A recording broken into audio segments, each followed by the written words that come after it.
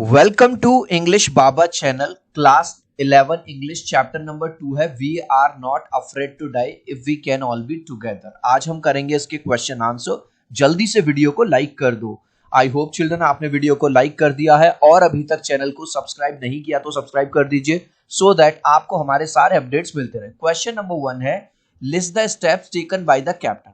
Actually आपको इसमें steps बताने हैं कि कैप्टन ने क्या क्या स्टेप्स लिए और इसके अंदर भी दो क्वेश्चन हैं तो दोनों को बारी बारी से करेंगे। तो क्वेश्चन नंबर 1 है list the steps taken by the captain to protect the ship when rough weather begin. अगर आपने स्टोरी पढ़ी है तो क्वेश्चन पूछ रहा है कैप्टन ने अपने शिप अपने जहाज को खराब वेदर से बचाने के लिए क्या क्या काम किए। तो आंसर देखेंगे। चिल्ड्रन सबसे पहले ये बताओ, अगर आप कार चला रहे हो, बाइक चला रहे हो, कुछ भी चला रहे हो और मौसम बहुत खराब हो गया, तूफान आ गया, बारिश आ गई, तो आप गाड़ी और तेज चलाओगे या और संभल के चलाओगे, धीरे धीरे स्पीड को स्लो करोगे ना। तो सेम काम उसने अपने शिप पे किया। उसने क्या किया, वो जो जिब लगा रहता है स्टॉर्म जिब, उसको नीचे कर दिया क्योंकि जब इस पे हवा लगती है तो शिप की स्पीड और ज्यादा बढ़ जाती है। तो फर्स्ट स्टेप में क्या लिखोगे, ये वाली लाइन तो पूरी क्वेश्चन से लिखी है। To protect the ship from rough weather, the captain took these two steps. अपने शिप को खराब वेदर से बचाने के लिए कैप्टन ने ये दो स्टेप लिए। Number 1, he decided to slow down the speed of the ship.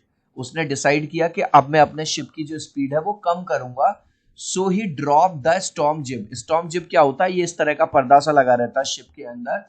इस पे जब हवा लगती है तो शिप की जो स्पीड है और ज्यादा बढ़ जाती है, तो उसने उसको डाउन कर दिया। नंबर 1।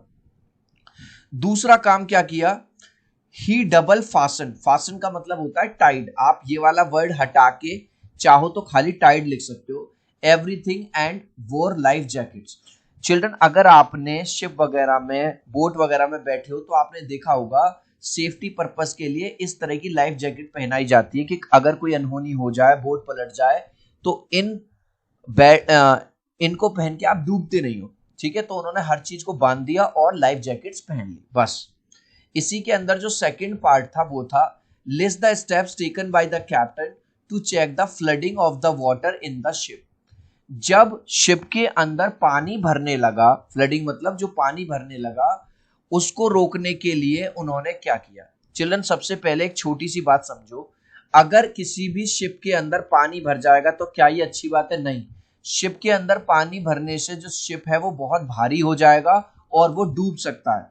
तो पहला काम उन्होंने क्या किया, पहला काम उसने जो दो क्रूमैन थे उनको कहा कि भैया पंप लगाओ इस पे, ठीक है, और पंप लगा के पंप आउट करो पानी। Number 1, he ordered the two crewman Larry and Hub to pump, PUMP, M लिख दे, to pump out the water. उसने ऑर्डर दिया जो उसके साथ दो क्रूमैन थे, लैरी और हर्ब, कि भैया इलेक्ट्रिक पंप लगाओ और पानी को बाहर निकालो।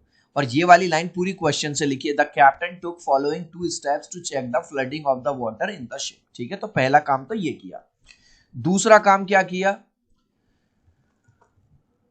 The captain himself covered the गेपिंग holes with the help of waterproof canvas.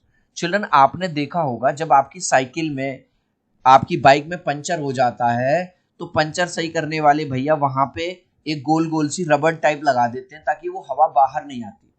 तो जहां पे भी छेद हो गए थे वहां पे उसने वाटरप्रूफ कैनवास लगा दिया ताकि पानी अंदर ना आ पाए। इस तरह से आपको लिखना है। नेक्स्ट क्वेश्चन है number 2, describe the mental condition of the voyages on 4th and 5th जनवरी। ठीक है, मतलब जो लोग शिप में यात्रा कर रहे थे उनकी मेंटल कंडीशन आपको बतानी है 4 तारीख को और 5 जनवरी को क्या थी। चिल्ड्रन अभी हमने देखा कि जब शिप के अंदर बहुत ज्यादा पानी भर गया था तो उन्होंने लगातार पानी को बाहर निकाला, और जब उन्होंने काफी देर तक ऐसा किया, काफी टाइम तक, फाइनली पानी जब बाहर निकल गया तब उन्होंने राहत की सांस ली और बहुत टाइम बाद उन्होंने खाना खाया, लगभग 24-48 घंटे बाद। लेकिन उनका वो जो रिलीफ था वो भी ज्यादा टाइम के लिए नहीं था क्योंकि दोबारा से मौसम बहुत ज्यादा खराब हो गया और बड़ी बड़ी लहरें फिर से उठने लगी। तो आंसर में क्या लिखेंगे, on January 4th the voyagers felt relieve. Voyagers मतलब जो यात्रा करने वाले लोग थे शिप पे, उनको थोड़ा सांस में सांस आई। After 36 hours of continuous pumping out water. 36 घंटे तक पानी निकालने के बाद थोड़ी सांस में सांस आई कि चलो भैया अब हमारी जान बच जाएगी, अब हमारा शिप नहीं डूबेगा। They had their first meal in almost 2 days। लगभग 2 दिन बाद उन्होंने कुछ खाया।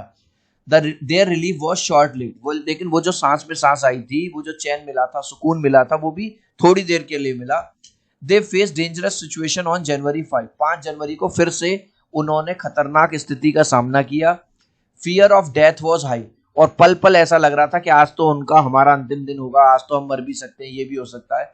दे were under great mental stress. और वो सभी बहुत ज्यादा परेशान थे। अब आप सोचो भाई, आप एक शिप में हो, नीचे समुंदर है, बड़ी बड़ी लहरें उठ रही हैं, कभी भी ऐसा लग रहा है कि आपका शिप कभी भी डूब सकता है, तो आपकी हालत क्या होगी? वही उनकी हालत थी।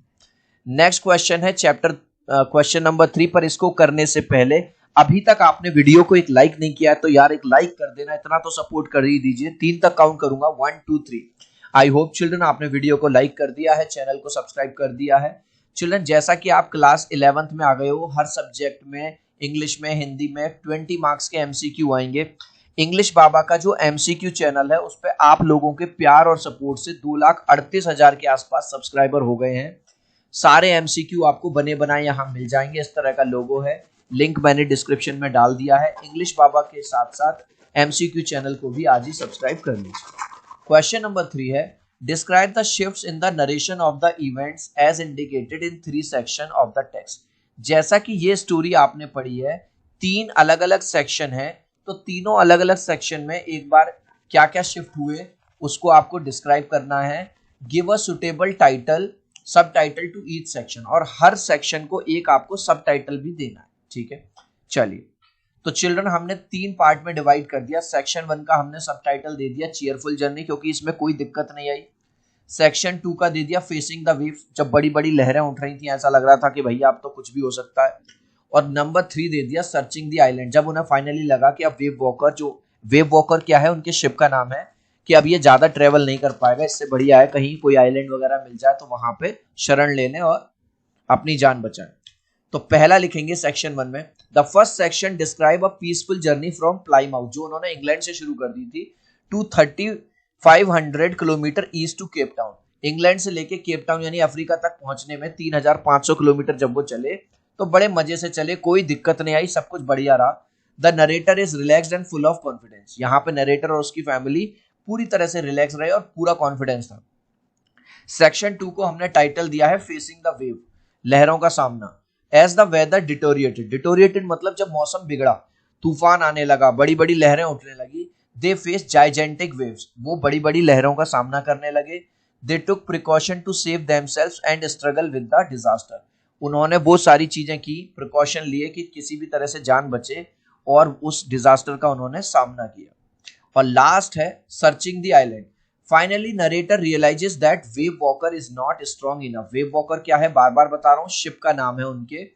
जब उनको लगता है कि अब उनका जो शिप है वेव वॉकर अब उतना स्ट्रॉन्ग नहीं है कि हम पूरी जर्नी इससे कर पाए, to complete the entire journey, and then tries to find an island. फिर वो सोचता है कि कोई ऐसा आइलैंड मिल जाए जहां पे हम जाके अपनी जान बचाएं, ठीक है। Which he successfully finds and feels relax, जो कि उनको फाइनली लास्ट में मिल जाता है। कोई किसी की भी जान नहीं जाती, सबकी जान बच जाती है। तो मतलब एक तरह से एक हैप्पी नोट पे स्टोरी खत्म होती है। इस लास्ट क्वेश्चन का आंसर आप मुझे दोगे कमेंट सेक्शन में, देखूंगा कितने बच्चे राइट आंसर देंगे। क्वेश्चन है, what was the name of the ship. Ship का नाम क्या था, अमेजॉन, वेव वॉकर या वेव शिप। आप चाहो तो अपने आंसर में कमेंट में ए बी या सी लिख देना, मैं समझ जाऊंगा। आई होप ये वीडियो आपको बहुत अच्छा लगा होगा। प्लीज वीडियो को लाइक कर देना, चैनल को सब्सक्राइब कर देना। अब हम मिलते हैं अगले वीडियो में, बाय बाय।